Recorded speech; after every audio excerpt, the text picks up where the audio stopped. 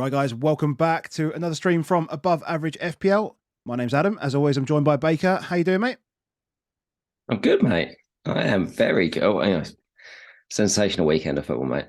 Mate, it's been bizarre. Absolutely chaotic. Voice is back, which is great. It's been another good game week as well for me as well, and for you as well. So that's good. Green arrows from both of us, which is really nice to see. And Just, just just, yeah, just for me, mate. But another good week for you, mate. That gap is getting tight. We're getting smaller. We're getting smaller. That's good. That's good. And hello to everyone in the YouTube chat. Hope you've had a good weekend. It's been chaotic. Today was mental. Yesterday there was controversy.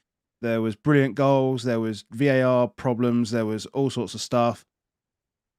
We'll just dive into it because we've got the Masters to watch after this as well. So I would say if you're watching the Masters at the same time as this, just try and limit the chat because we want to wait and watch. Is that right, or do we want to keep up to it? Oh, I don't mind. Oh, you don't mind. Fair enough.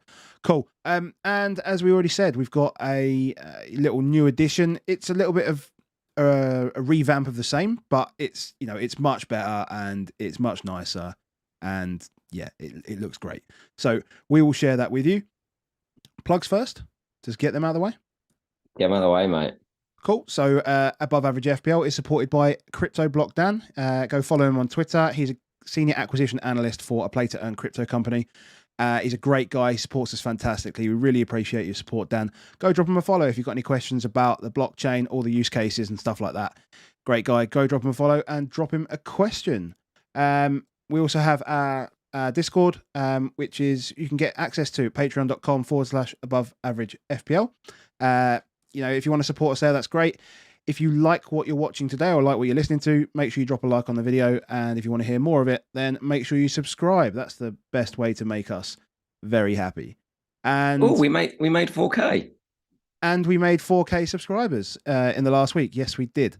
So now we can stop saying we're so close to 4K. It's now like, let's march to 5K. Let's get on to the next one. But thank you to everyone who subscribes. It's amazing. Also got us another plug. So this plug might lead you into what we've got to show you, but I want to give a shout out to Sertalp. So Sertalp does FPLoptimized.com. We've used his graphs before many times. We'll be using them again when kids are not hyped up on sugar and we've got a bit more time to prepare. But also go check him out. He's got a podcast, FPL Optimized, as well. You can go check him out with I think it's Bass who he does his podcast with, which is great. Yeah. Little bit of analytics mixed with eye test. It's really great. And FPLoptimized.com is a great little site for sort of managing your expectations throughout the week as well. And yeah, it's really, really good. So go check it out. And thanks to Sertalp for all his help for some of the stuff that we've got this week. And going forward. And going forward. So yeah, thanks, Sertalp.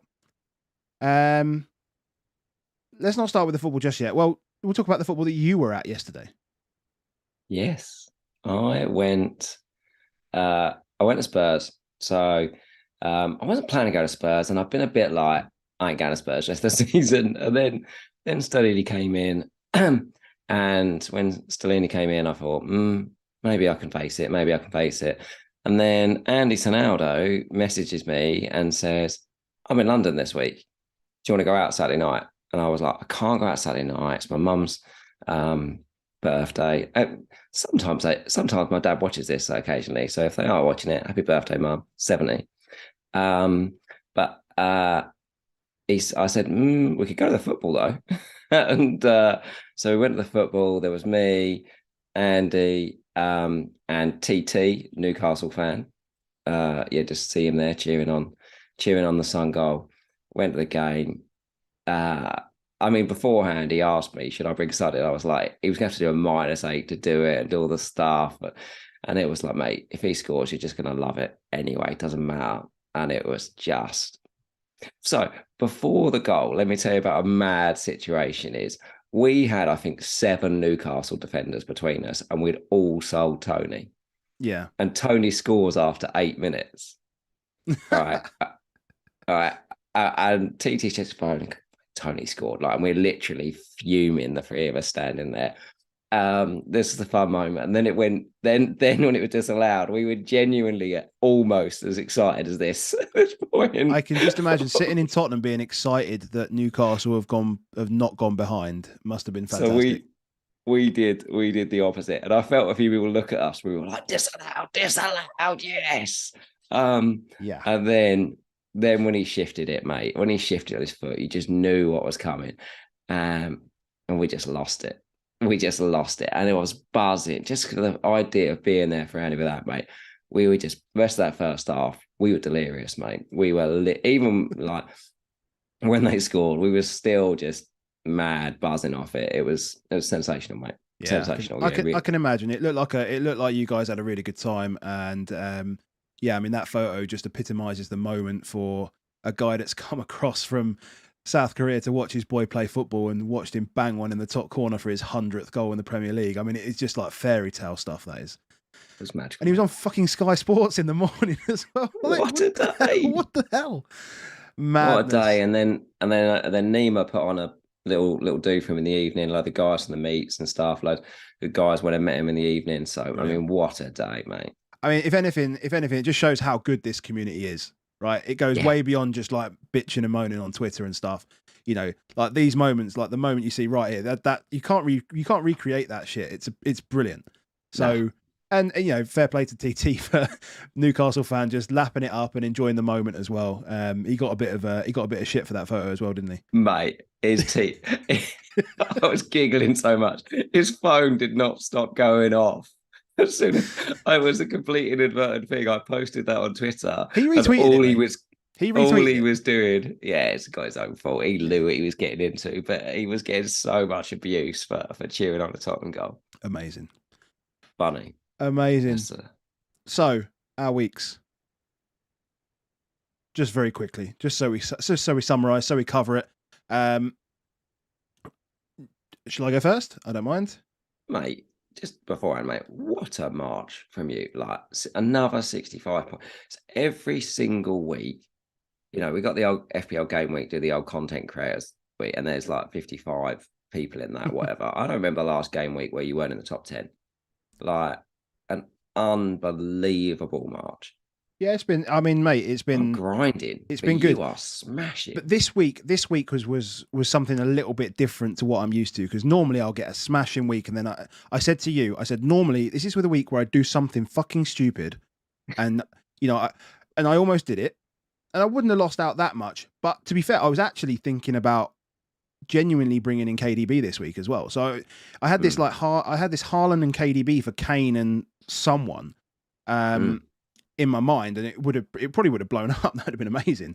But I almost went without Haaland and went just KDB as well, just as just to caveat that. But yeah, 65 points this week. It's been I say, I didn't do the stupid thing this week, so it went well in the end.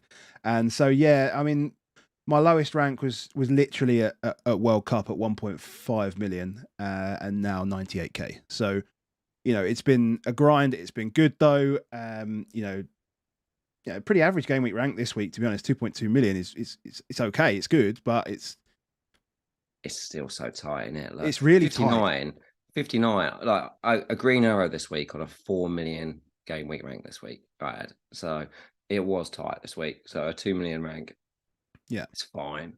So it's fine. So differentiating me, I had Pope. And I had full tripled Newcastle defence, which was rather annoying. And then obviously when Tony missed the penalty, so Tony has one disallowed, and then he misses a penalty, and I'm like, this is going to be amazing. And then obviously then he gets another penalty. I'm like, oh come on. The Chilwell thing, bit annoying. Cheers Frank, and you know the Matoma, I'm not fussed at all. Maddison, annoying. Who's done literally nothing since I brought him in on wildcard in 26. Thanks. Yeah. Saka, yeah. Well, I mean, I'm not going to. I'm not going to moan about the result. So, and everything else seemed to go well. Generally speaking, March on the bench. So what? Our front three, mate. Though 40 points for us in the front. That's why we had to put up the fun now. 40 points from the front three this weekend. Yeah. Just good enough, mate. Yeah, all good. And me's pretty similar. Just we'll talk about Bruno when we get to Bruno. But yeah, I felt very hard done by on Bruno, only getting 3 points out of that game. But But yeah, might get more chances because certainly that last 10 minutes when Rashford went off, he basically played right wing, and we might see that a bit more. So Indeed. yeah, Maddison is the one, and it's like, I mean, we're kind of desperate to sell Maddison, but Rashford might be the issue there. Yeah, Shaw is annoying in that as well because he's just sitting there as an additional one on the bench. You're just like, ah. And then then now we're looking at Chilwell as well, I guess, to some extent. Looking at Liverpool assets and stuff, but we'll talk about games because we don't talk about it during the games. But Rashford, how long would he have to be out for you to consider selling him this week? What are United's next fixtures? We're both free hitting in 32. Yeah, so it's just so one. So if he's back for 33, then okay, I can survive with him without him for 31. Yeah, I think if you think he might be back for 34, you could even just about get away with it, because in 33, Brighton are away to Forest. So if you took out, let's just take, for example, you did take Maddison out this week, for say Grealish or whoever it is in that world, playing Matoma, March, Grealish, and Saka for the next two game weeks either side of that. If there's a chance that he's back, and game week 34 starts on the 29th of April. It's quite a way away. I think it would have to be we think it's a 4 to 6 week job for me to go there. Yeah. Because I think there's a very good chance that even if I moved Rashford on, I'd bench Maddison this week. And then I'm like, maybe I just sell Maddison. Yeah, that's exactly it. I mean, you're not. I wouldn't want to play Maddison against City. He was always earmarked. I mean, he was earmarked for me. He was earmarked for a move to Foden. Obviously, Foden's not going to be the one to move on to now, but yeah, he was earmarked as a move to Foden. Pretty straightforward. So that price point, City midfielder probably, but we'll see. I mean, I could potentially convince myself to go back down to Martinelli, for example, which could happen. But yeah, there's that too. Yeah, there is that too. So, yeah, but we'll see. I think if Rashford's out for, if it turns out to be a 4 to 6 week, and let's be honest, the good part about it is because they're playing Thursday night, we're going to get a bit of an update. But there are rumours circulating that this could be a season ender. There are rumours. Okay, we're not the people starting those rumours, but there are rumours. Yeah. Cool. Okay. Shall we get moving? Yeah, we have the wheel. Let's go on the wheel. What do we? Do you want to talk about us first? Is that what we're kind of hoping for? You weren't, were you? He actually missed one. He actually missed one. Is the first one? Only. Yeah. We told him. I knew it because yeah. Look at how clean these graphics are, by the way. So this is where we need people. If you're in the chat, if you're looking at this, you've been on here before. Look how easy these graphics are to read. We now have graphics provided by Sertalp. He gives us a direct feed. We get it. Like, he's built this in literally a couple of days. It's phenomenal how easy these graphics are to read. You get all the XG per shot for each of the goals that are scored. You can easily see the shading, which shows you between who's dominating at what part of the game. Like, we are giddy over how good this is. If you're listening on the audio, come check these out just to see how clean these graphics are. They are game changers, because we will have some people that might have watched before and thought, especially on, we get a lot of feedback on phones, smaller devices and stuff, that they could never see the graphics on screen. So a lot of them just do the audio. It's well worth it now. These graphics are easy to read at any size device. So. Yeah. And what's nice is we get the full detail, so we actually know the detail of these chances as well. So, we can tell you that, like, early on, you've got the Sean Longstaff chance after 20 minutes, and you've got Pontus Jansson's header. Those sort of things we can just reel off now as well. So we actually understand what's going on. But I think let's get to the game. I mean, the game was. It's difficult. It looks better. It looks better than it is because of the 2 penalties, right? So you're looking at like 1v1 here, basically. There's a little bit off because because obviously Joe Linton's shot is it's not on target, it's a cross and whatever, so there's no XG there and stuff. Just watching the highlights back from match of the day and stuff, I think Brentford were okay first half, and they're good teams. These are two. Yeah, they're two good teams.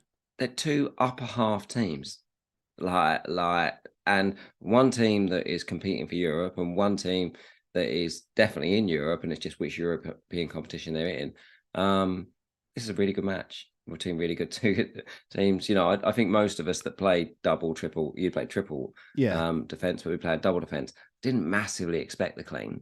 I just hoped, in terms of what we get. For me, it was kind of you've sold Tony, go with the triple Newcastle, max it out rather than play a Stupinan against Kane.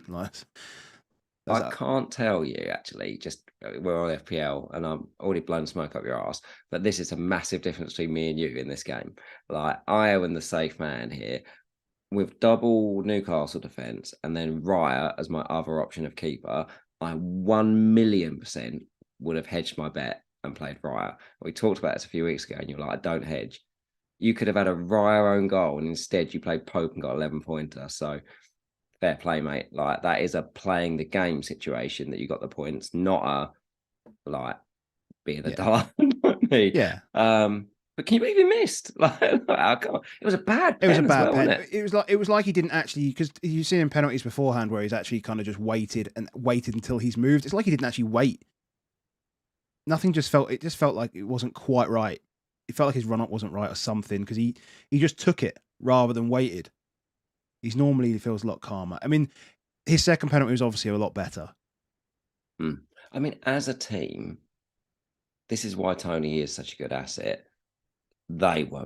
Did you hear the whole crowd shouting V? It was like WWE. Yeah. VAR, VAR, VAR. Yeah, it was mad. They are desperate for penalties. They know I've got a good penalty taker, even though he's missed one. It's all I want in life. All of their players crowded the ref. It was full theatre in on it. I loved it. I loved it. And as I said, we'll talk about the Brighton one because it's very, very different in that situation. But on this, I absolutely loved the way that they pushed them. People don't necessarily realise that ref is just standing on his own in the middle of a pitch with 20,000 people around him shouting at him. And he don't want that. Yeah, it's like, you want to make his life as awkward as possible because he is still a human being.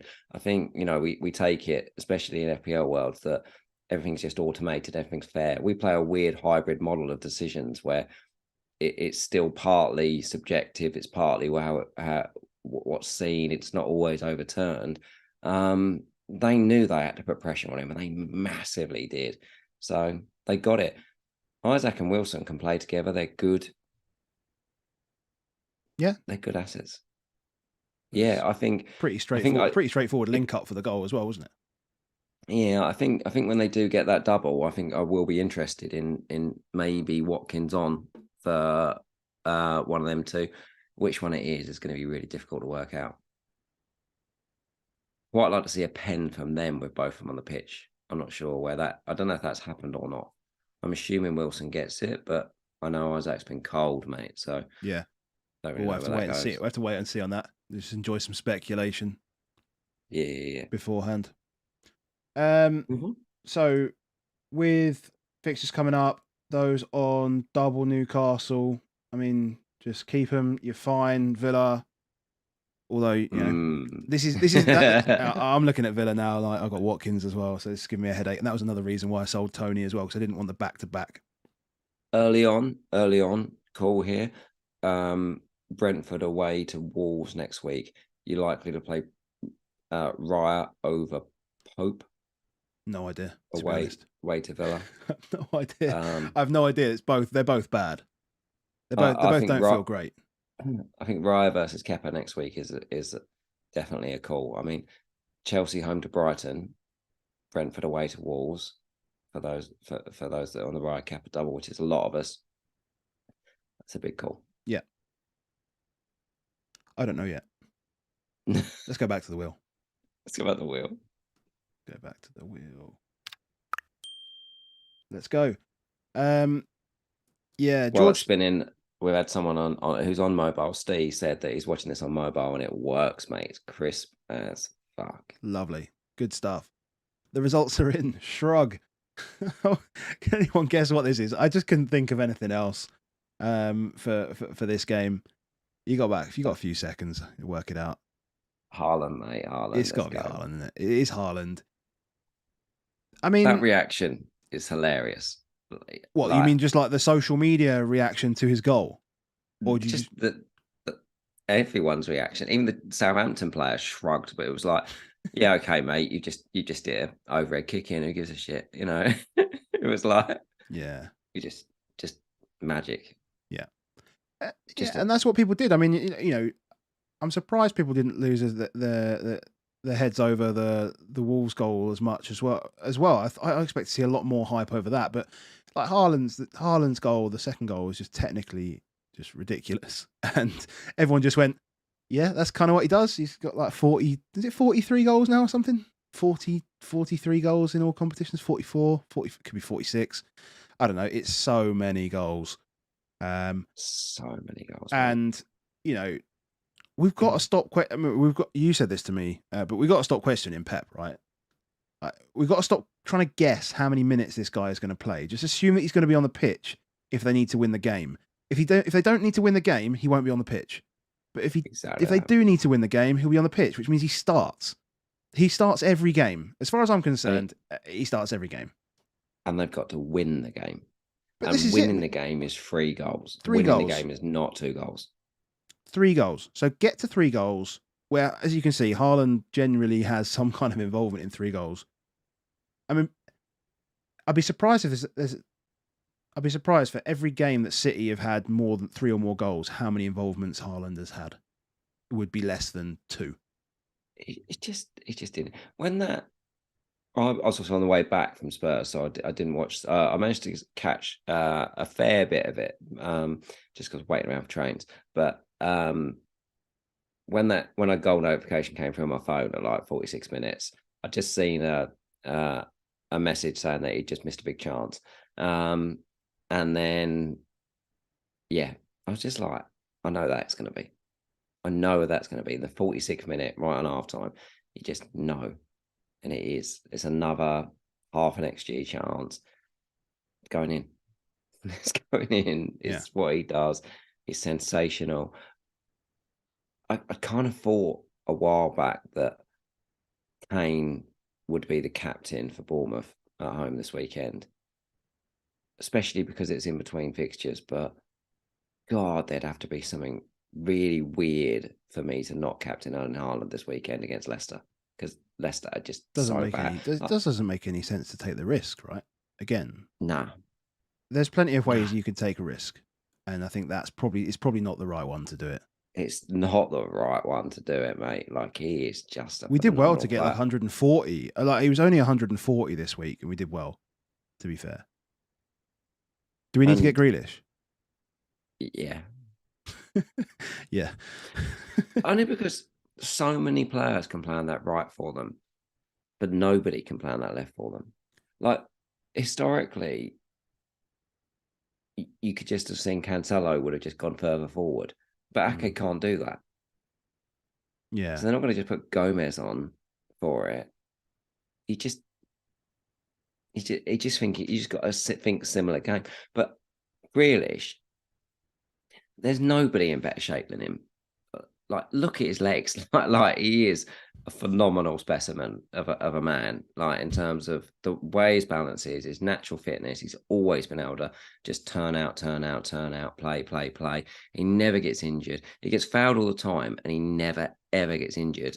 You know, and Hazard, I used to compare to Hazard when in his younger years. You know, you get, obviously after a little while it catches up to you, but when you've got this kind of really good center of gravity, this balance and anticipation of the hit coming, you never actually get hurt. Doesn't matter how many times you get kicked.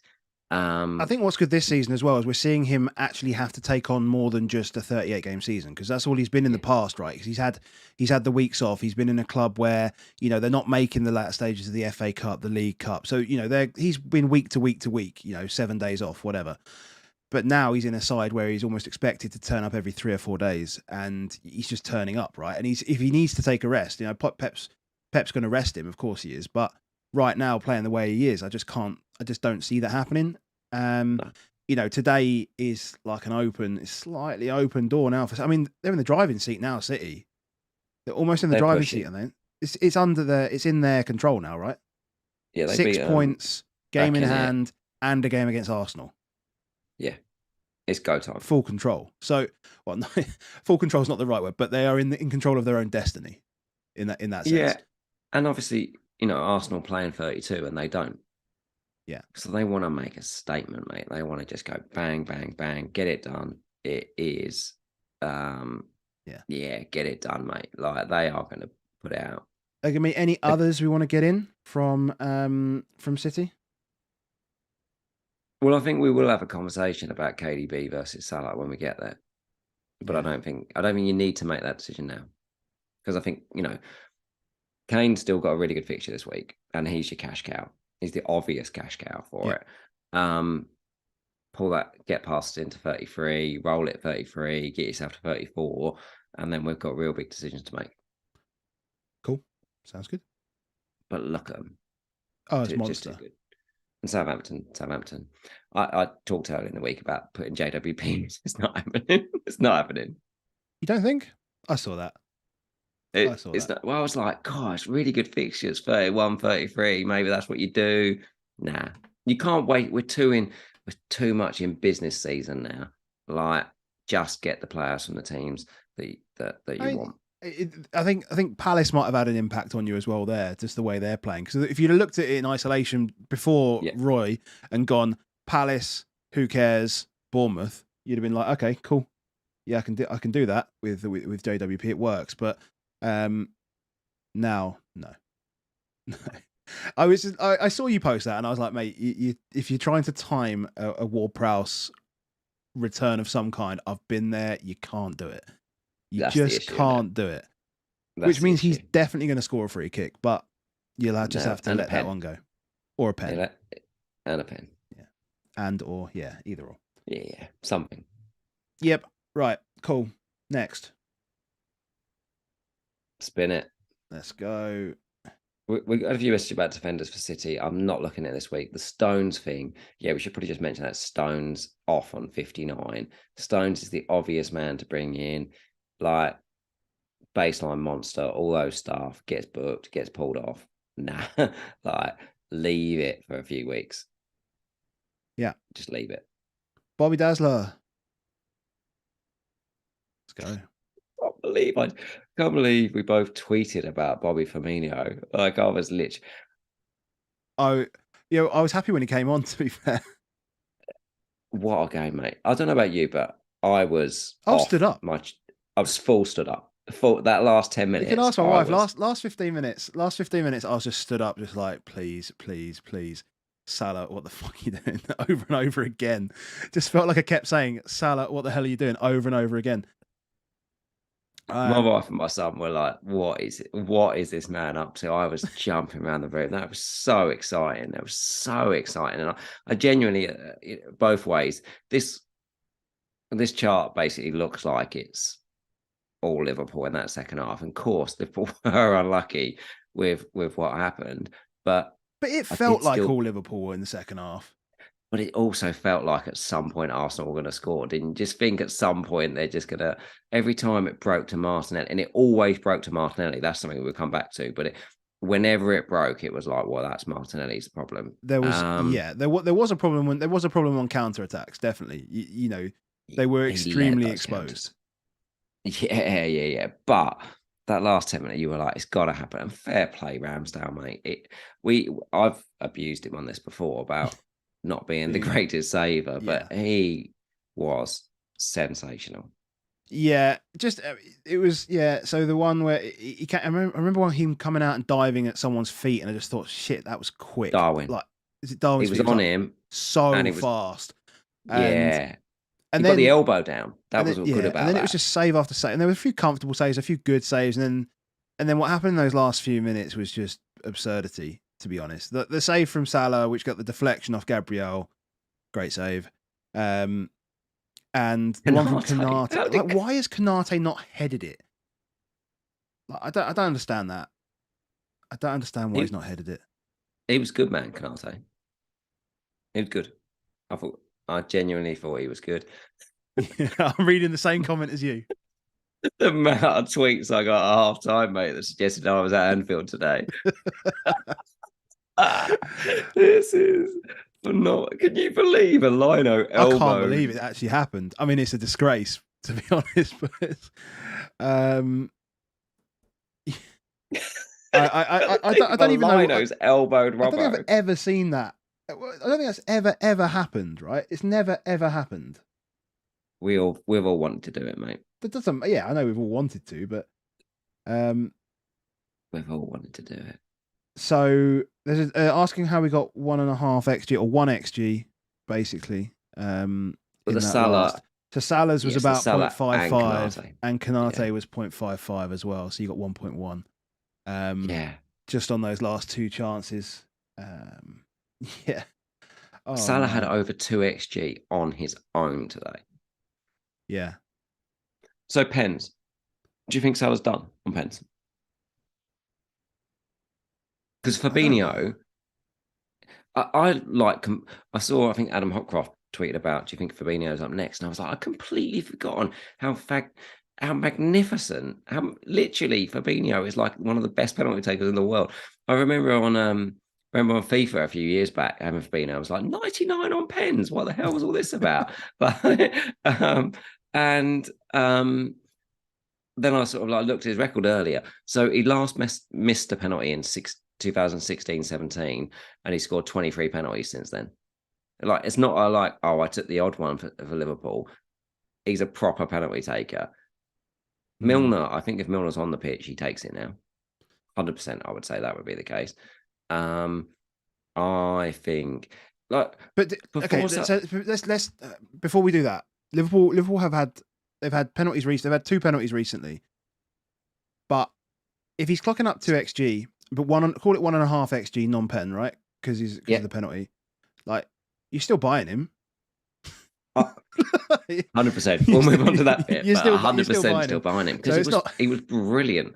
But from a pen perspective, before he took it, they pulled out they do the old picture and it shows where they've taken them, and I was like, oh, what?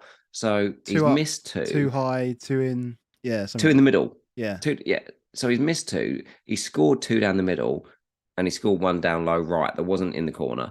And I was like, oh, like, he hasn't really taken a good penalty at all in his last 5, and then he takes a really bad penalty, and I'm like, it's a lot to do with the fact they haven't had any penalties. And you think back to that, it must have been 18, 19 or 19, 20 season. They just had penalty after penalty after penalty.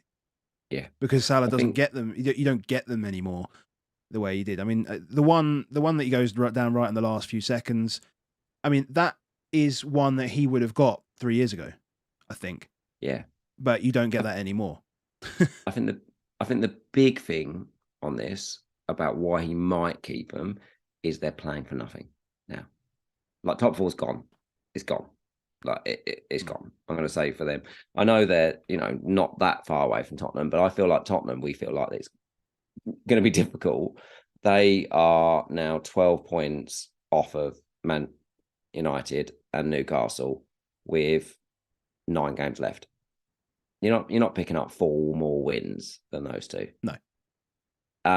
So they're not getting top 4, and therefore, whether they get Europa or not, I don't think they're that asked. Not Liverpool. It's nice to get European football because they have big European nights, but they're not really that bothered. And their best chance to win the league is to not finish in Europe. Yeah. That part of me says, and also we don't know anything about, that when Salah signed that new contract, it might have been just written in blood that he's got to take them all. We don't know, do we? It's in their interest for Salah to be scoring. It's in their interest for Salah to be good, and he might just go away and do a lot more practice on it and be good. But it'd be really nice to know before 34. It'd be really nice to know. Well, let's break this down anyway, because they've got Leeds and Forest coming up next to. Well, 32. let's just take these two teams. 32 will just have them anyway, won't we? That's true. Yeah, so Leeds. But looking at this from these two teams are going to be our captain choice for 32. Now, who was the player on the pitch that you watched today and you thought he'd be my captain in 32? I think it's probably between Salah and Martinelli. Yeah. I can't argue with that. And I think we'll probably just trust Salah. Yeah. We probably will. It'll just cost a load of money. It'll just go there. Yeah. He costs a load of money. You won't be able to you'll have to justify it another way. I can't see. Yeah, there's no other option. Yeah. Unless you go balls to the wall defender. But like, I look at this. I mean, you're talking two best attacking teams here. I mean, it's not really a benchmark to use on whether a team is defensively sound or not. So no. So then, okay. Let's say that are you looking to bring one in then for Leeds or not? Are you think you're trying to go forego this just like one more week, or because as you said, like Kane's the cash cow and he's got Bournemouth. Like, what are you doing there? Yeah, you can't. How hard is that? I think we just have to take the pain on next week. I do think I have to take the pain on this on next week. I'll play around with it, but I don't see a way. I mean, because I've got Bruno. Kane... You haven't got Bruno, have you? So you've got a bit more options than me. Yeah, and that's Forest. I mean, they are at home. They're at home in the Europa, right? So, obviously, there's not so much travel Bruno, there, which is good. No, but what I'm just saying is, I know he's just going to play and run and stuff like that. But yeah.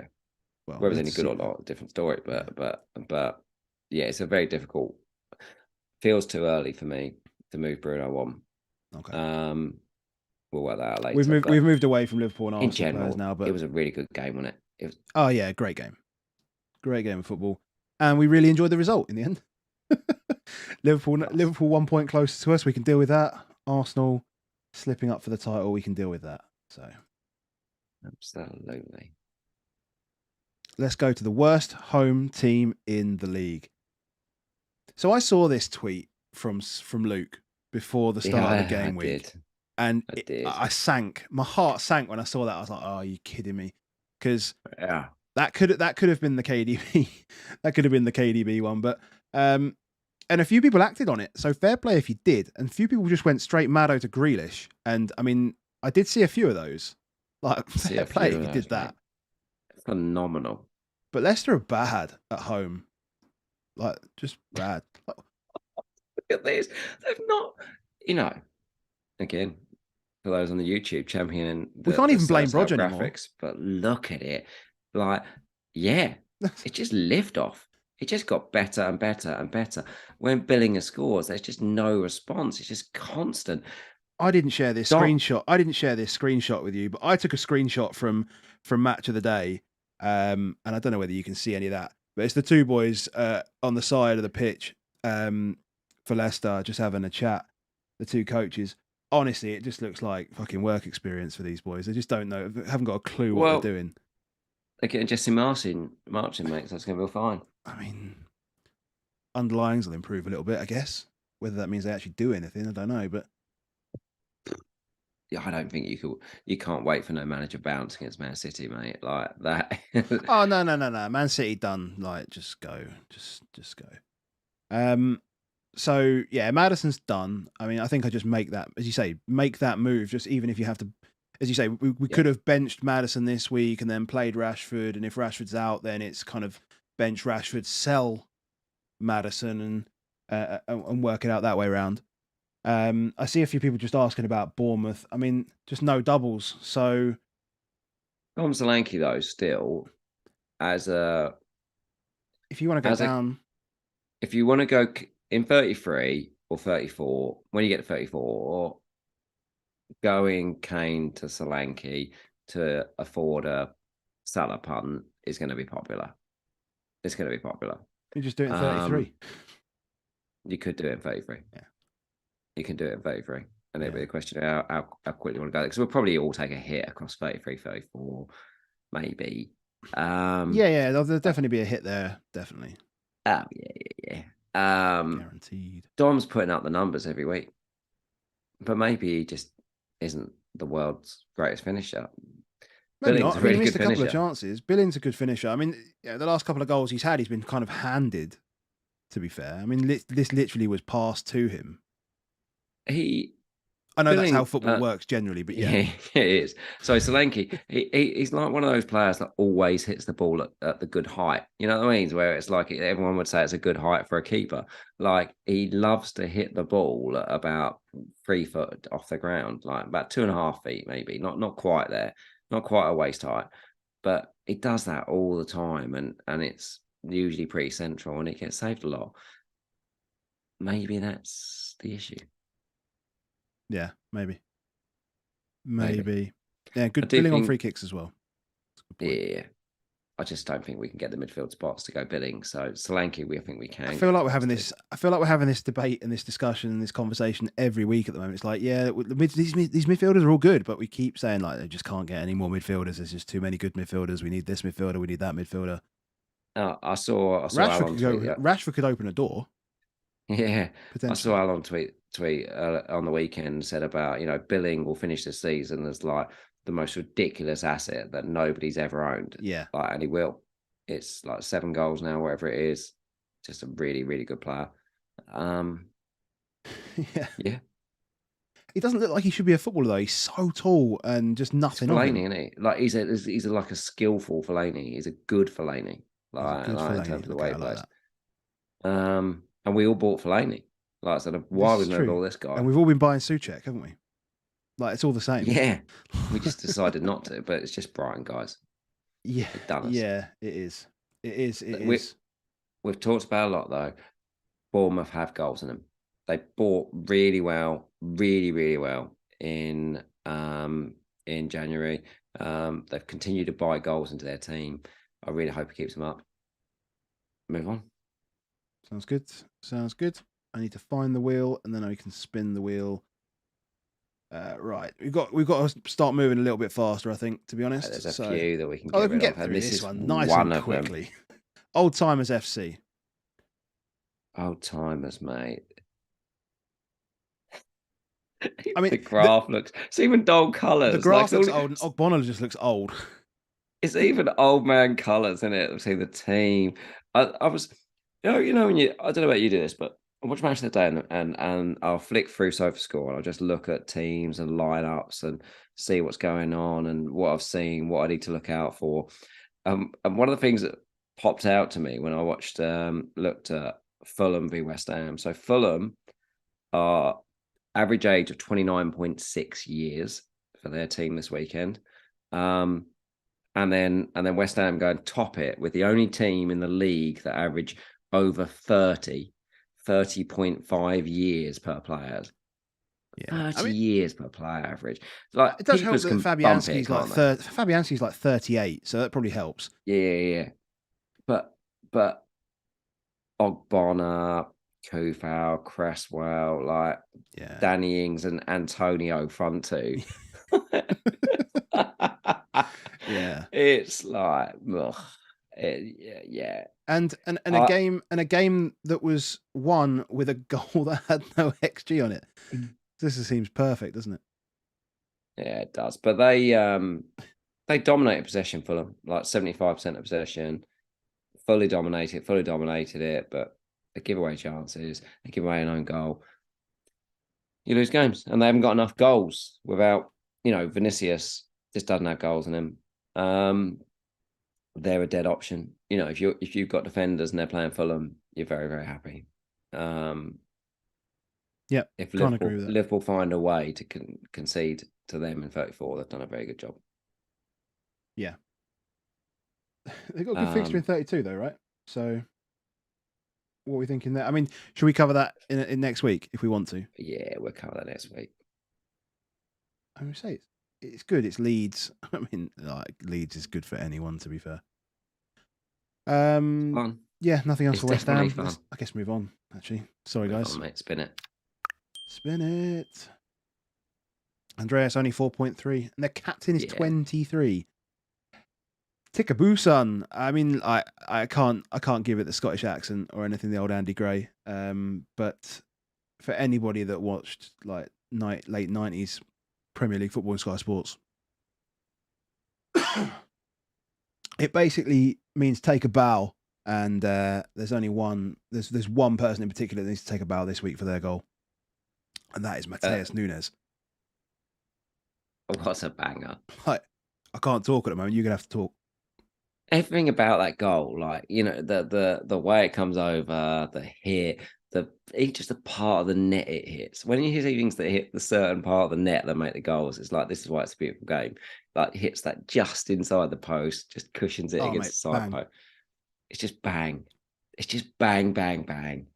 Other than that, remember, when you look at these graphs, all graphs are the same, but the scale isn't the same.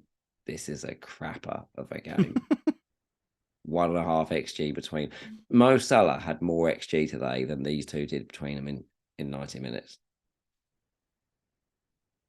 Yeah. Don't pick players. don't pick players. Like, Ty.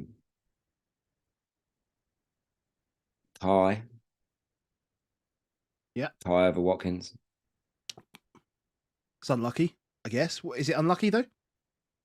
Numbers were unlucky? relatively similar. Watkins was slightly better, and if you when a team only gets 1.5 XGs and all the rest of it, chances are it is spread around. You're going to struggle for it. Chilwell is now an issue. We're not going to transfer him out this weekend because we've got other stuff. I don't think it becomes an issue if they get battered in the week. But he's a good cash cow. 34. Oh, something just caught in my throat there. But you're dying. Yeah, maybe. Maybe live. Carry on. He's a good cash cow at 34. I can see us going to a City defender. I can see us spending the money up to Trent. I can see us doing something like that in 34. Other than that, we just go for it. Anything else? That Wolves is Wolves. No. Move on. I mean, Frank. They were the two lowest scorers in the league or something like that. Wolves are 24 goals now in 29, 30 games, and Chelsea have 29 goals in 30 games. It's just a bit rubbish. Help me out with this. No, that's just we can't let Frank off the hook, mate. We can't let Frank off the hook. We've just watched Fofana play brilliantly at right centre back. Absolutely brilliantly at right centre back. Koulibaly is smashing it out in the middle. Cucurella or Badiashile, whoever you want to play on there. So Badiashile isn't even in the Champions League squad. Yet you bring in Cucurella and play him at left back. Surely you would just stick with the same formation and play Badiashile at left centre back. He came out and gave some. Like bullshit reasons, like it was we've only been here 1 or 2 days. Like he hasn't. I hate it when managers. Bruno's still there. Yeah, but I hate it when managers do that full stop. It's like they literally like walk through a curtain and they've been they've been like cryogenically frozen for like 3 months or 2 years or for however long they have been out of management. I mean, come on, like. You know exactly what's in this squad in terms of the players there. You've definitely done your research on, strengths, weaknesses, blah, blah, blah. You see them maybe a day or two in training, fine. That's, you get a vibe there. But surely you have an idea of how you want to set these guys up.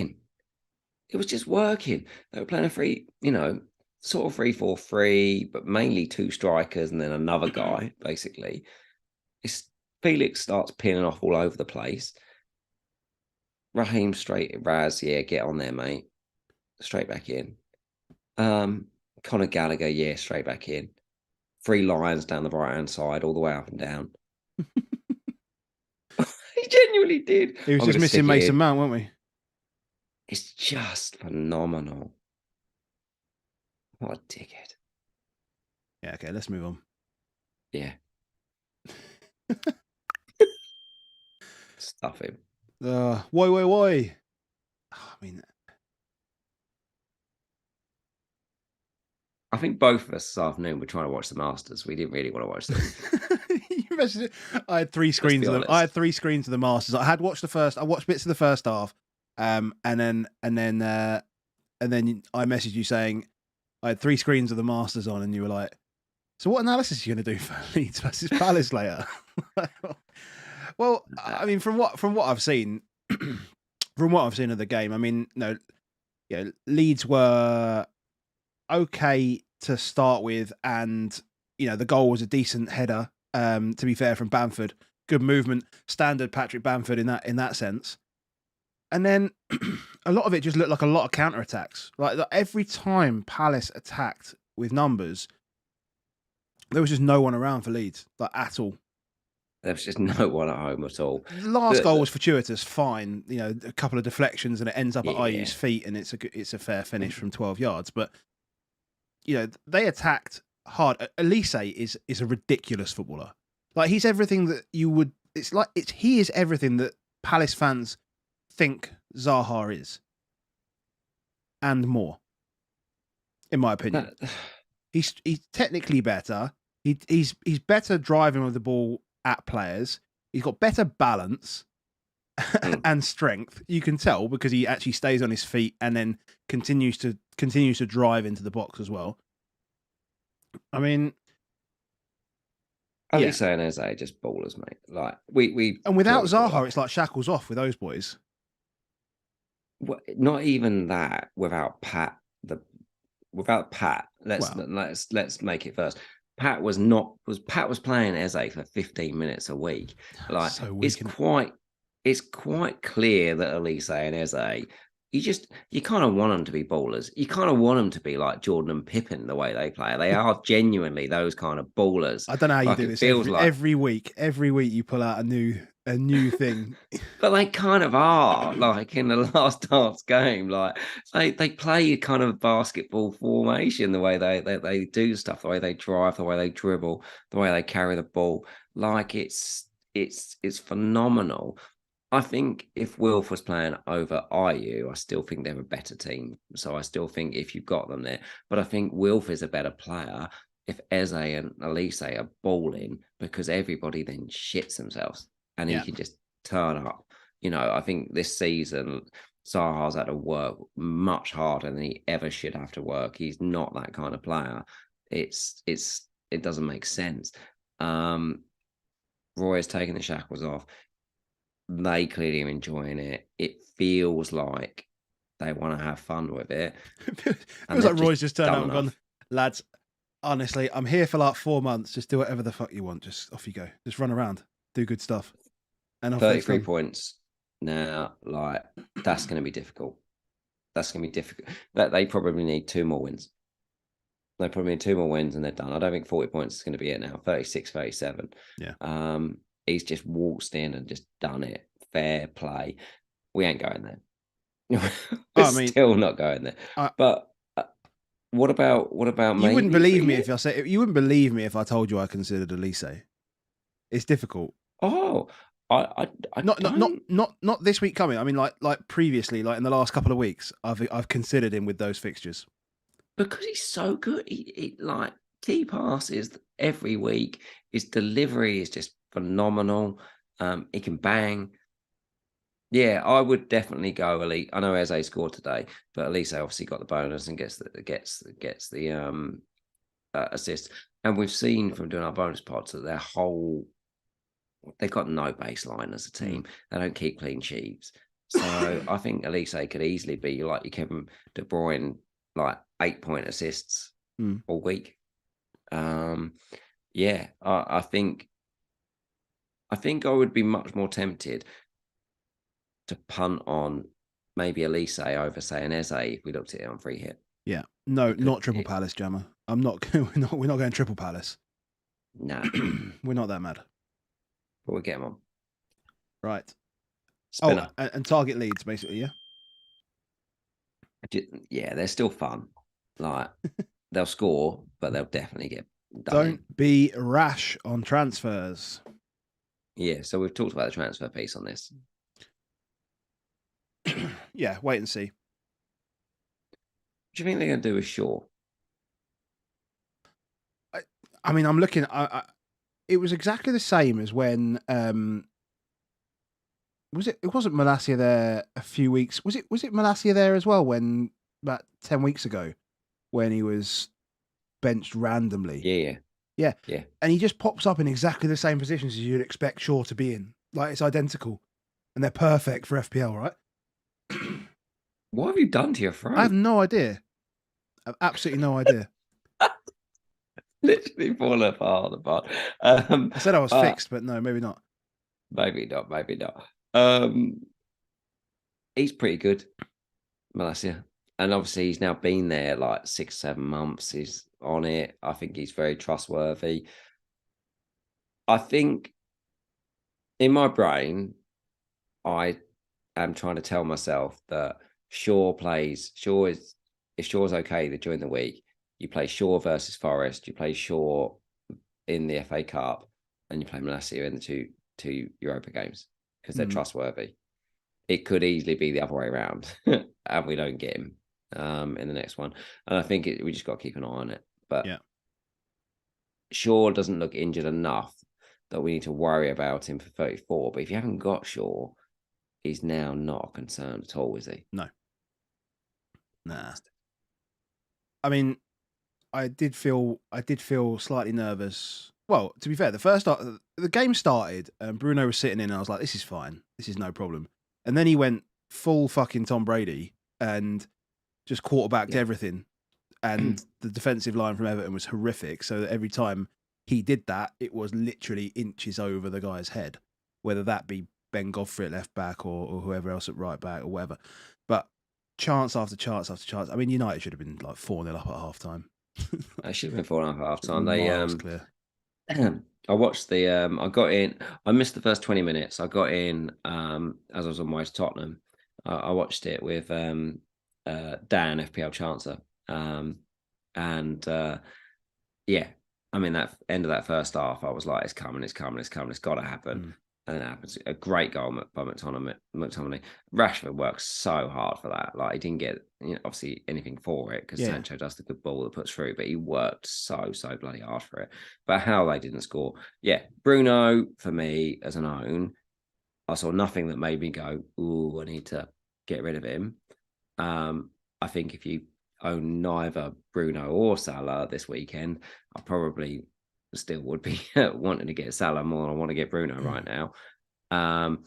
But 6 key passes, 2 big chances created. The first header, he should have buried. That was a really, really good chance. The second header, he was never scoring from that back post. That was never happening. But the first header, he should have buried it. He was just everything for them. He'll be more than everything for them if Rash is out for a while. I do think people should be considering if they're moving on Maddison, if you're moving on Rashford, and it depends how much money you've got in the bank. Your 34 team, especially if you're free hitting in 32. Fixtures are still good for Man United. Yep, agreed. How much they fall apart without Rashford, and Martial might become an option. They're going to need him, aren't they? They're going to need him, especially with could be a situation, couldn't there? There could be a situation where we move Rashford on this week, and in 34 you go Kane to Martial to afford your move Salah. Okay. That could definitely. I haven't played that math on it, but I'm pretty sure Kane and Maddison, for example, to Martial and Salah, it pretty much fits. Yeah. Okay. Fair enough. I will bear that in mind. Anything on Everton? Well, no. No, no one's got Everton now. Cool. Let's get moving back to the wheel. There's 2 left. There's 2 left. God. Well, glad because I haven't pissed people off about Brighton yet. Oh, the wheel. All right, like, this isn't us. The wheel is fair. The wheel is true. The wheel is just. It's all that stuff. It's totally honest. Have we missed the boat? Villa. Yeah, this one's Emmy, man. yeah, and it's the whole like like 5-6 clean sheets in the last 7 games or something like that. But I just feel like have we missed something? It's also just his baseline and his bonus and all his stuff. Like, this is his last 6 weeks: 9 points, 3 points, 11 points, 7 points, 3 points, 7 points. Oh, then 9 points before that. Managed to get -3 before that. That's because he scored an own goal. That's not ideal. Well, that was the Arsenal but game. he's yeah. There's But a he's Martinelli one in the last minute. since 25. Like, that is a phenomenal run of points. Bonus, bonus, bonus, bonus, bonus, bonus, bonus. He's definitely the option if you want to go there, but can we? When would we?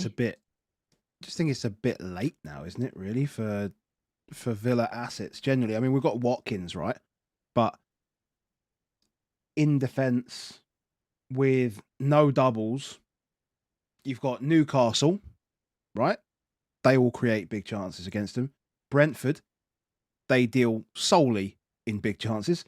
Fulham, they'll clean against Fulham at home, I reckon. Yeah.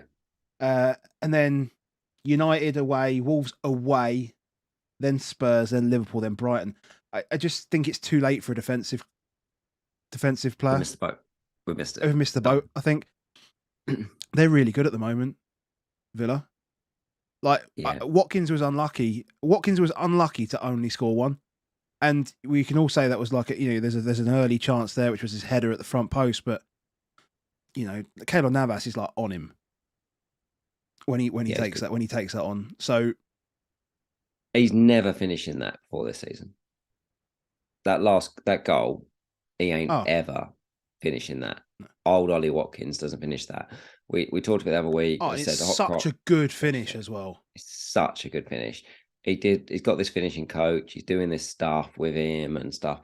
He erase all the old stuff about wasteful Ollie. That is a proper finish from a proper player. I enjoyed that finish more than a lot of them this week. I mean, that's probably up there. 4th. It's up there. 4th. I'll give it 4th. I mean, there's some good goals. If we take the Núñez one, the Haaland one, and the Son goal, then we'll say Watkins in there. I'm trying to think of any others that were. I probably didn't see enough of the Palace goals to make a judgment on that, but we'll give it Watkins. We'll give it Watkins. But I don't see any reason to move off Watkins at all. I don't see at the moment, but I do think whatever you try and muck around with your team, you'll end up wanting to bench him in 34. Yeah. He's almost certainly your bench him in 34. So if you then pretend 34 doesn't exist, it's all right. But Derby, and he's got, against Wolves in 35. Come 36, like I said, that 36, 37, 38, they're 3 tough fixtures, but we don't know where they might finish up now, mate. I was going to say, let's go back like 3 weeks ago. I think it was 3 weeks ago. Someone said Villa were the definition of a team on the beach. They're literally hunting down European places now. Spurs, Liverpool, Brighton, and those last 3. They've just eaten them up.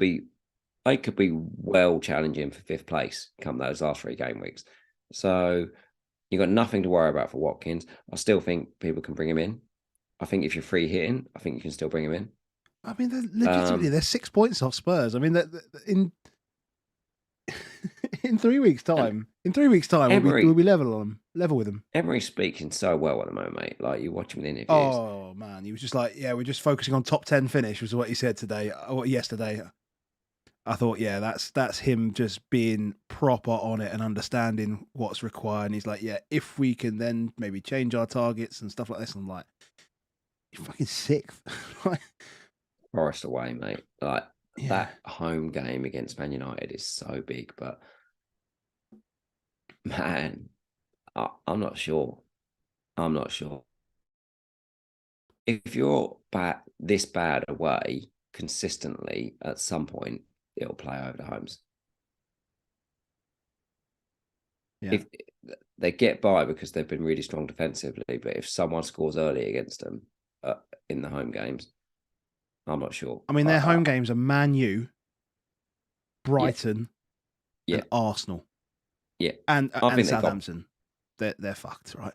Yeah, they're away games. They've got more away games than they have home games, and their home game. They're 4 home games. 3 of them include United, Brighton, and Arsenal. So, yeah, it kind of sucks, but teams have got to go down. I'm glad he said it. We got Nor FM, it was normally in the chat. We'll say hi to him, but he just said we're down, mate. Apologies, mate, but I reckon you are. Yeah, it looks like that. Forest. I think Forest, Leicester, Southampton are in a world of pain right now. And Leeds, it's just whether Leeds do Leeds or whether Leicester manage to do something out of it. But I think Bournemouth are going to get out of this. I think Forest are in a world of pain. Yep. Bit of a good team. Moving on. We've got one to go. We've only got one to go. I'm not going to spin it. But it says the wheel said they weren't unlucky. So the wheel says they weren't unlucky, and I just want to say right here, let me start this before I annoy people by saying Brighton were the better team in the game. Brighton, the first time I've seen Brighton in the flesh since they beat us last season under Potter, Trossard goal. And that's the first time I've seen De Zerbi in terms of the way they played. They're so strong. They're so well drilled.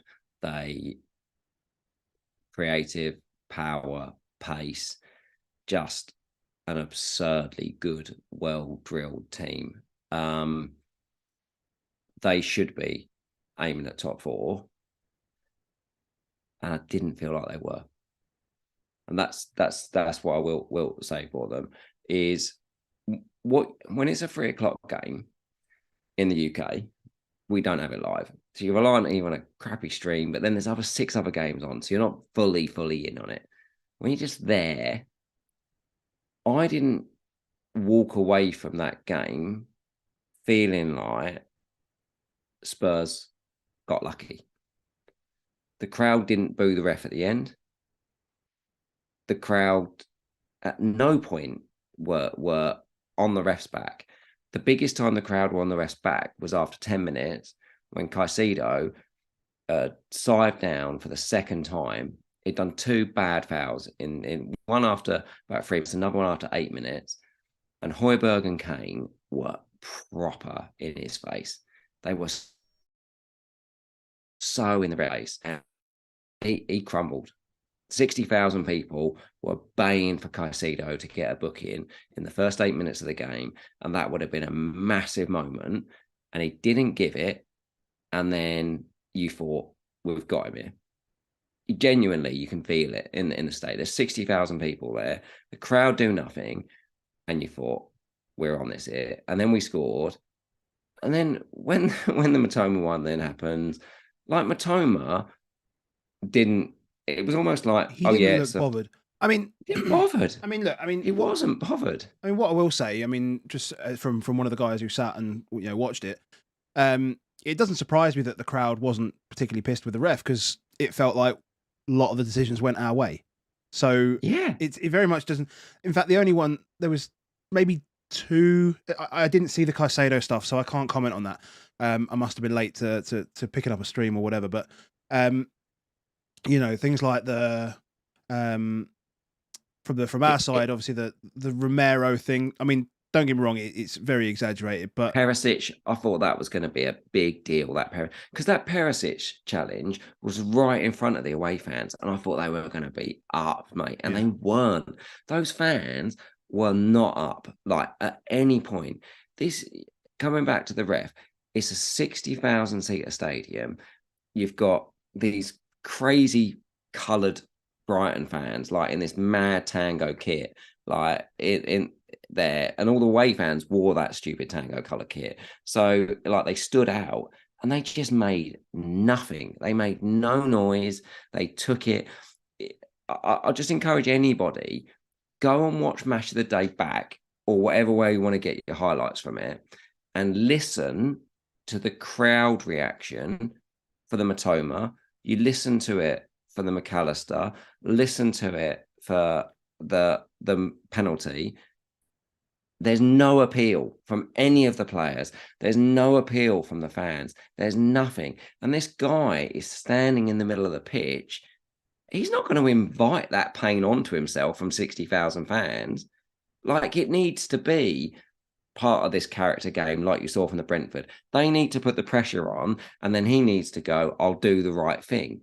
But when he's already made a decision, and then 60,000 Tottenham fans are on it, the McAllister one, you don't see it on Match of the Day, but we're 80 yards away, and TT says to me immediately, McAllister's handballed that. And I was like, what? Like, I didn't see it. He saw it. He was like, McAllister's handballed that. He said he looked up, looked at the ref, went to celebrate it for his goal, and then put his hands down and went and celebrated like Welbeck had scored. And it was like, what? Like, you're pretending you haven't touched it. And it was just so guilty looking. You were like, oh, this will just get chalked off. And it was genuinely like, no panic. Oh, they just chalk it off. It'd be fine. And that is genuinely how it played out. So from being there, I was like, and then you see it and you, why are they moaning? Because it is a penalty. I think both the goals, I think, are fine. I genuinely think they're fine. You know, and that is where it is. Come back to, we don't work. VAR is not objective. It's not objective. We don't work in an objective world for the majority of these games. We work in a hybrid where offsides are objective, and the rest of it, some of it goes on what's being seen and what's being heard and what the decision was already given. Once that lino gives the Matoma one, he has moved his arm to the ball. He's got that weird sleeve on. You can't move away from it. The thing of, did it hit the hip or not? You're not really seen it, but the problem is handball is a definite. It was awkward. Like, you are away to the big boys. And regardless of what you think about it, we've been there. How many years have me and you said, like in the POC years before that, of we've got to be more horrible. We've got to be more stuff. Yeah. All of my Chelsea mates. We got I can't remember who it was. Who did we get sent off up at Old Trafford way back? About 3 years ago. We won 6-1 up there. Like, oh, yeah. We weren't. I can't remember who it was now. Was it Bruno getting off? I think it was Bruno, but Martial. Was it Martial? It might have been Martial, Fred, or something like that. But yeah, like just an attitude like that to go there and actually be a pain in the arse and actually just we made something happen that day. It was a Mourinho. It was a Mourinho day. I remember that. But I genuinely, what you've said is right. In the assistant referee gave the decision, and then the VAR has to say, actually, no, you can't. I can tell you for sure that he didn't handball it. I can see why that's been ruled out. It looked It looked really harsh from where I was sat with my multiple screens and whatever else.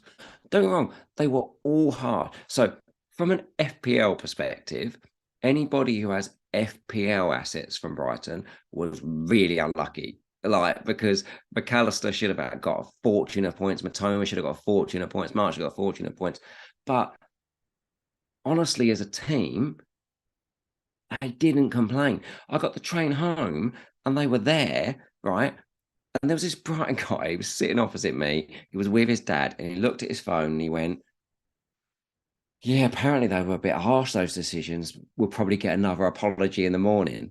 And I was like, mate, it don't matter. Like, apologies don't matter. You got to make the thing. And then he went, but we got away with it because Brentford and Fulham lost. And I was like, you're better than us. Brighton is a big old team. They've got to play Newcastle, Man United, and Man City in their 3 games in hand. I'm saying this, that if you're a Brighton fan, you need to tell your people that are going to away games and do this stuff that it's not acceptable. Like, you've got to be a dickhead. Like, Potter got the sack from Chelsea.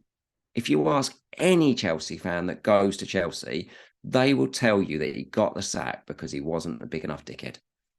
He was nice in press conferences. He was nice when the decisions went away. He was nice at the end of the meeting. They didn't like it. Yeah. They didn't like it. Going back one more time. Let's go back. Let's go back one more time to the Matoma one, because I'm just going to say that Matoma penalty decision. Højbjerg stands on his foot and literally takes him out. Like, he literally takes him out. I don't understand why he hasn't, because he didn't even get referred to go and look at it. Like, VAR just cleared it. It was like, oh, you're 5 yards away. You must have seen it. It's that old game, mate. The game, it's the length of time before the ball goes out. Like, it doesn't. It shouldn't matter, though. It doesn't. I know it does, but it shouldn't matter, right? That has to be clear, that one. And we're not going to win here, because you're going to say, you've been saying, like, you need to be really big balls and whatever else, and you need to be this way to get decisions, and you're saying it from that side. I'm sort of almost on the other side, and neither of us are going to win this argument because Tottenham won the game. Yeah, but I'm not saying you shouldn't. Look, get me wrong. I'm not saying that's how it should be. I'm telling you that's how it is, though. Like, we watch it every week. You've just watched Chris Kavanagh change his mind because the whole crowd shouted VAR, VAR, VAR. Listen to it, watch it. There is context behind it. What we should be looking to do is go, well, let's just move to an objective world where it is just what's the point in them being there? Because I saw someone arguing about the Matoma one, saying, well, what should happen is the lino should put his hand down and let VAR make the decision. But if the lino doesn't put his hand up for that, there's no way it gets overruled. So you don't win either way. Yeah. Like,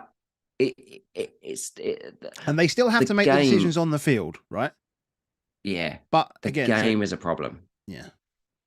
But I'm saying this in the nice way. Brighton, believe how good you are, because they were so good, mate. Like, I benched Estupiñán. I cannot remember a better left back than I've seen in Estupiñán this weekend. He was just phenomenal. The amount of duels defensively, like, I think we'll see him going forward, but the amount of duels he won with Kulusevski, he was so good. Yeah. McAllister just was like a maestro. He just literally ran the show for them. Like, unbelievable. March was just always there. Matoma did get a bit beaten up by Romero.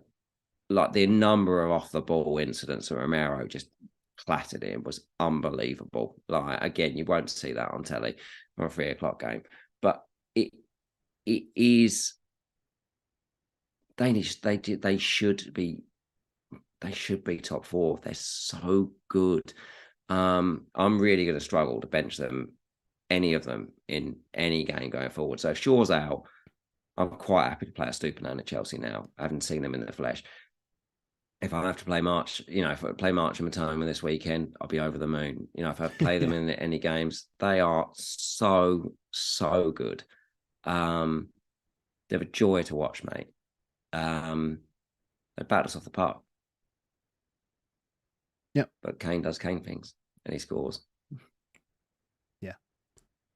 The pullback from Højbjerg. It was phenomenal. Well, the whole press for that goal was great. The whole movement there was great. It was a good press and good movement through into the half space, and then Højbjerg, great cut back, and Kane from 18 yards.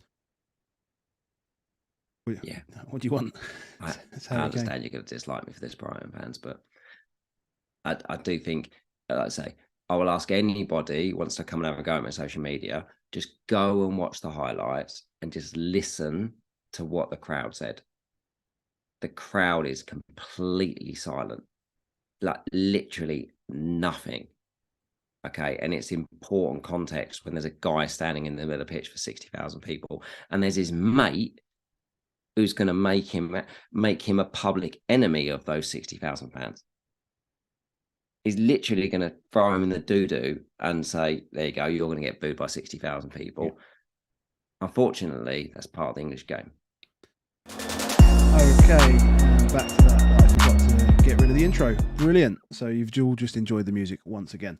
Praz has just asked, tell us about the song goal with Sonaldo. Well, you were late, Get Praz. back to the start. You were late, Praz. You need to go back. Go back to the start and listen to that. We have got the photo up and everything. We talk all about that. But we've got a couple of questions from Discord just to finish up. We're a bit longer than I would have expected to be today, but we've got a couple of questions. So next week's captain. It's done. It's got to be something madness to move make to it not be Kane. Haaland. Yeah. Fair enough. What has Hodgson done to Palace? Is it a tactical change, or players now just playing for their contracts and trying to stay in the Premier League? I mean, from an FPL context, it's difficult because obviously their fixtures are so good now as well, but they obviously don't have any doubles or anything like that. I don't know what they're doing anything differently, really. Yeah. Same personnel, similar shape, just more freedom. It's definitely up in the brain business. It's a mentality thing. Yeah. Yeah. Absolutely. We've got both the boys. We've got the boy himself. His last night in London, Sonaldo, and he's in the chat. So Sonaldo and Prez. For anybody that's in the chat, those boys Saturday morning on Sky Sports did us proud, mate. They did the whole community proud. They were class. Yeah. So agreed. Rashford replacements. I guess we've said bench for now. Wait and see. We've already covered that. Luke Shaw again. Same with the Europe. In fact, the European games are perfect, aren't they, to give us that information that we need? Luke Shaw's an easy just stash. Yeah. And how does the Rashford injury impact Bruno? Because we saw him we saw him head up, almost up top or left wing, almost. When he came off. I think if you own Bruno, you just keep him. He's not going to play up there, is he? Though he's going to start. He's going to start Martial one side and Sancho, and is Garnacho still injured? No, he's about. I think. He's about. I think. So they've got options, is what I'm saying as well. And with Eriksen now as well, you can almost free up Bruno actually with Eriksen getting more minutes as well, which could be. And Casemiro's back. Is he back now? Is that 4 done? There you go. Done. So yeah, perfect. Yeah. So yeah, it's you have to see where it goes with it. Would I bring Bruno in this week? Oh God, I'd have a lot of money and not a lot of problems to bring him in this weekend. But I think I would probably try and wait to 34. Yeah, because all these guys we're looking to bring in now are expensive. Salah, Bruno, blah blah blah. Which is why we need to keep the Brighton guys. Yeah. That's why you got to keep the Brighton guys. Yeah. So Hop Sausage asked, what's your current thoughts on a fourth midfielder in free hit 32? If you consider that Salah, Martinelli, and Saka are going to be. Look, this weekend we thought Rashford was in our team for the rest of the season, and then it's not that. We were happy with this, that, and the other. Just, someone might come in. I just didn't think this in the chat that maybe Jesse Marsh has turned down Leicester, but someone might come in. We might have, by 32, we might still want Maddison, and he might still be really good at home to Wolves. Yeah. Probably won't. Billing home to West Ham. Yeah, I don't hate it. I mean, yeah, I don't hate it. Again, we've already spoken about Elise, right? Home to Everton as well. Yeah, Elise. I think. You could pick a Brentford midfielder, couldn't you? Maybe. Nah. I don't know. There's not much else. You just get Maddison back in for a week, or Barnes, if you see anything else. But that would be a pure punt because they're not going to get anything from the City game. Yeah. Sonaldo says meeting you is like meeting an FPL legend. So there you go, mate. Here, let me tell you this though. He thinks that's a legend. I didn't tell him this story, but just before I was about to leave, I was watching them on Sky Sports, and my wife and child walked in, and I said to my wife, I'm meeting him later. She's like, will you get a selfie with him? So it's like a legend to me. Like it's like oh, he's the celebrity. I was like, I'm taking him. Being replaced. Yeah. Will Bournemouth staying up be one of the biggest achievements of the season? Yeah. O'Neill, mate. Incredible. Yeah. I mean, talk about a good decision to get rid of Parker when they did. Just phenomenal. Because he was fully, I just remember that he was just fully like, the squad's not good enough, and we just have to just accept who we are, and we're gonna sail off into the sunset back to the Championship, and then they've worked so hard, mate. I really hope they win the next couple and get themselves out. Yeah. Cool. Well, we've got golf to watch now. So it Let's go. sounds quite interesting at the moment. I did see some comments in there because apparently you said it was okay, so people can keep chucking updates in there, which is absolutely fine. But yeah, hopefully you guys have all had a good game week 30, and we'll be looking forward to game week 31. So shout outs to Prass and Sonaldo for what they did this weekend. Amazing stuff. Thanks to Sertalp for all his help with the brand new graphics. If you do enjoy those, drop a comment, give us a shout out to Sertalp. Go and listen to his FPL Optimized podcast. Use his FPLoptimized.com website. It is great, genuinely. And game week 31 coming up. Obviously, we've got midweek, we've got Champions League, we've got Europa League. Make sure you hit that like, and if you want to see more, then subscribe on the way out. Road to 5k, all that stuff. And we've both got 5-figure ranks. What's how many dislikes have we had on our most disliked pod? Oh now? Yeah, hold on. Do you want me to check that? I think it's like 8, isn't it? Something it's like that. 9 at least. Is it? Well, I don't think we've had double figure dislikes. 9. Yeah, it's 9 on the BPS pod. Like, look, seriously, if you want to dislike the pod, I mean, if you want to dislike the video, then I mean, you probably aren't listening to this piece. But just drop us a message and drop a comment. Let us know some feedback. Yeah. Let us know what's going on. I mean, if you don't like anything, then just give us a shout, right? Because exactly. We just want to hear stuff. If you want to moan about me taking on Brighton, message me. Come in, speak to me. But I'll say the same again. Watch the highlights first. Listen to what's in the crowd, because I'm just giving you the reaction of how it felt in the stadium rather than what we've seen.